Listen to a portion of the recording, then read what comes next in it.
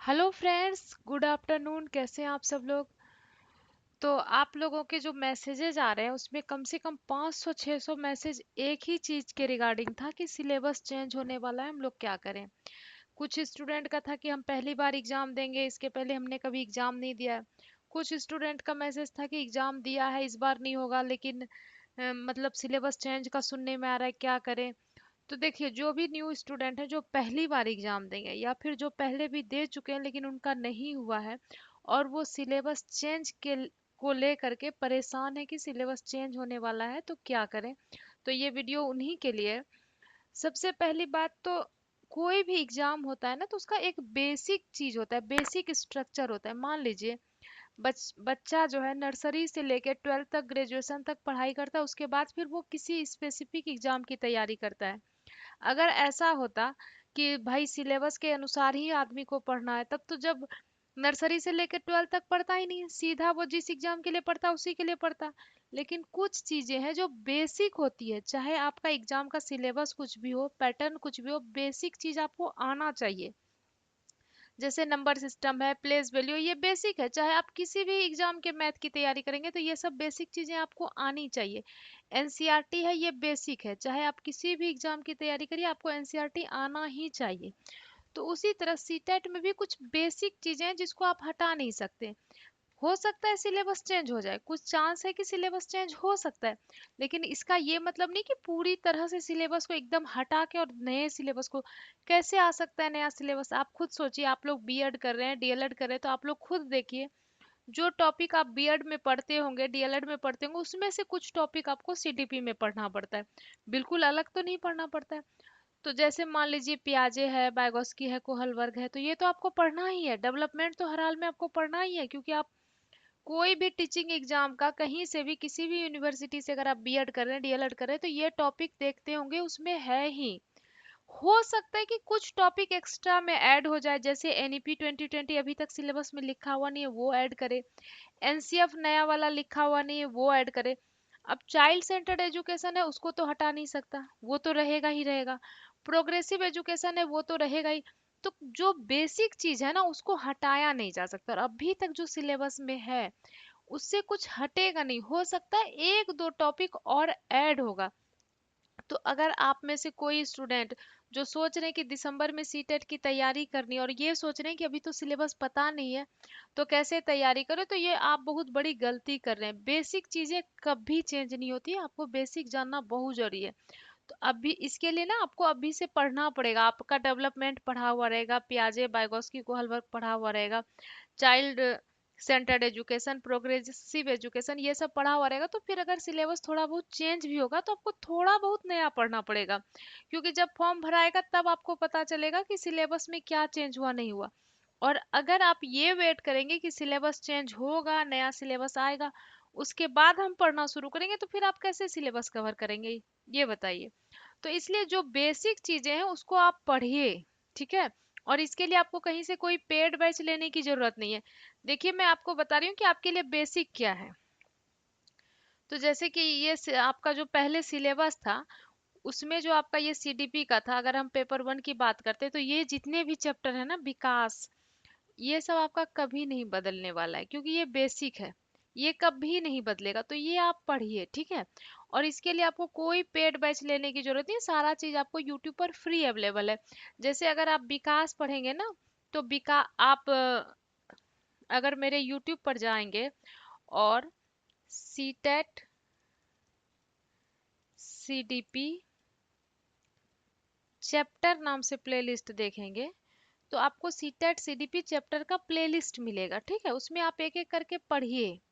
वो उसमें पढ़ाया हुआ है कि डेवलपमेंट क्या है, ग्रोथ क्या है, डेवलपमेंट का क्या आयाम है, ये सब चीज आप जानेंगे ना। तो तभी आप आगे, कुछ अगर चेंज होगा, एक दो चैप्टर ऐड होगा या कुछ हटेगा, तो बेसिक आप बना के रखिए, ये सब चीज पढ़िए, समझिए, ठीक है। ये चीजें तो नहीं हटेंगी, क्योंकि इसमें ऐसा कोई चैप्टर नहीं है जो अभी के टाइम पे, प्रेजेंट टाइम पे जरूरी नहीं है चाइल्ड डेवलपमेंट के लिए। इसमें से कुछ हटने वाला नहीं है। अगर चेंज होगा भी तो एक दो चैप्टर हो सकता है ऐड हो जाए, ठीक है। एक दो चैप्टर ऐड होगा, हटेगा कुछ नहीं। तो ये सब चीज आपको पढ़ना बहुत जरूरी है, ठीक है। अब देखिए, अब मैथ में क्या बदलेगा आप खुद बताइए। मैथ अगर आप कंटेंट की बात करते हैं तो क्या मैथ का कंटेंट आज तक बदला है? ये है कि स्टैंडर्ड थोड़ा सा बढ़ा दिया जाए। लेकिन अगर स्टैंडर्ड बढ़ा भी दिया जाएगा तो जो पहले का स्टैंडर्ड है वो तो आपको जानना पड़ेगा ना। हो सकता है अभी 6 7 के लेवल का आ रहा है मैथ, 8 9 के लेवल का मैथ पूछने लग जाए, है ना। कहने का जो होता है, कहने का ये 3 to 5 का एग्जाम होता है, ठीक है। मतलब 5 क्लास तक, सॉरी 1 to 5। कहने के लिए ये 1 to 5 के लिए एग्जाम होता है, जो प्राइमरी का एग्जाम होता है। लेकिन अगर आप मैथ का कंटेंट देखेंगे तो आपका सारा कंटेंट क्लास 6 के एनसीईआरटी से मिलेगा।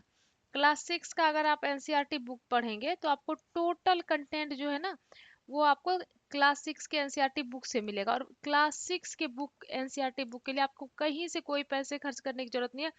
यूट्यूब चैनल पर बिल्कुल फ्री में पूरा क्लास 6 एनसीईआरटी जो है ना वो कराया हुआ है। अब आज एक लड़की सुबह फोन की थी कि मैथ तो मैम जो जैसा पूछ रहा था वैसा नहीं पूछा, बहुत हार्ड पूछा। जब मैंने मैथ निकाल के आज देखा तो पूरा का पूरा क्लास 6 एनसीईआरटी से। और मैं पहले भी करी हूँ, आप लोग एनसीईआरटी पढ़िए, एनसीईआरटी बेसिक होता है। सिलेबस कितना भी किसी भी एग्जाम का चेंज हो जाए, बेसिक स्ट्रक्चर चेंज नहीं होता। और एनसीईआरटी किसी भी एग्जाम का जो है ना बेस है। तो क्लास 6 एनसीईआरटी मैथ पूरा पढ़ाया हुआ है यूट्यूब पर, बिल्कुल फ्री में पढ़ाया हुआ, उसको पढ़िए, ठीक है। अभी से पढ़िए। 1 महीना और 15 दिन के इंतजार में अगर आप बैठे हैं कि 1 महीना पहले हम तैयारी करेंगे, 15 दिन पहले तैयारी करेंगे, तो आपका नहीं होगा। आपको पहले से अपना बेस बना के रखना पड़ेगा, ठीक है। अब मान लीजिए ईवीएस की अगर हम बात करते हैं तो ईवीएस में क्या है भाई, अभी 3 to 5 पूछता है। 3 to 5 एनसीईआरटी है ना, 3 to 5 एनसीईआरटी पूछता है। हो सकता है बहुत चेंज होगा तो इसमें 6 का कुछ ऐड हो जाए, 7th का कुछ, 6 7 का एसएसटी और साइंस जो है उससे एक दो चैप्टर ऐड हो जाए। जैसे आज ईवीएस का जब क्वेश्चन देख रहे थे तो बहुत ही आसान सा क्वेश्चन था, लेकिन वो 6 क्लास का था और 7th क्लास का था, जिसको ऐड कर दिया गया था। लेकिन था वो बहुत ही आसान, भले ही वो 6 7 का था लेकिन बहुत ही आसान था। तो हो सकता है 6 7 का कुछ ऐड कर दे। और क्या ही चेंज हो सकता है ये बताइए आप लोग, ठीक है। तो आप लोग अपना बेस बना के रखिए, बेस बनाना बहुत जरूरी है। अभी से मेहनत करेंगे ना तो आपका बेस बनेगा, ठीक है। तो जो चीज पहले से सिलेबस में है, जो चीज अभी तक आप पढ़ रहे हैं उसको तो पढ़ के रखिए, समझ के रखिए। ताकि जो कुछ चेंज होगा, अगर थोड़ा बहुत कुछ चैप्टर ऐड होगा तो उसको आप आसानी से समझ पाएंगे, ठीक है। अब जैसे ये हिस्ट्री मान लीजिए, अगर आप पेपर 2 एसएसटी की तैयारी कर रहे हैं तो ये हिस्ट्री का पूरा 6 7 8 का एनसीईआरटी आपको पढ़ना है। 6 7 8 का एनसीईआरटी, इतिहास भूगोल नागरिक तीनों का पढ़ना है। तो इसमें तो कहीं कुछ चेंज होना नहीं है। जैसे एनसीईआरटी का सिलेबस चेंज हुआ, क्या हुआ, थोड़ा बहुत चैप्टर, इस चैप्टर का थोड़ा सा पार्ट उठा के दूसरे चैप्टर में, दूसरे चैप्टर का थोड़ा सा पार्ट उठा के पहले चैप्टर में कर दिया गया। इसके अलावा और कहीं कुछ चेंज नहीं हुआ है। तो अब ये सब क्या कुछ हटा चेंज हो सकता, होने वाली चीज है ये बताइए। चाहे आप किसी भी एग्जाम की तैयारी करें, ये 1857 का विद्रोह जो है वो आपको वही पढ़ना ही पड़ेगा। तो आप अभी से पढ़ाई करिए, ठीक है। पढ़ाई से ये नहीं कि पढ़ाई से अब डरेंगे एग्जाम एकदम पास आएगा तब पढ़ना शुरू करेंगे, इस तरह की गलती बिल्कुल भी मत करिए। और सारा चीज आपको यूट्यूब पर फ्री में है।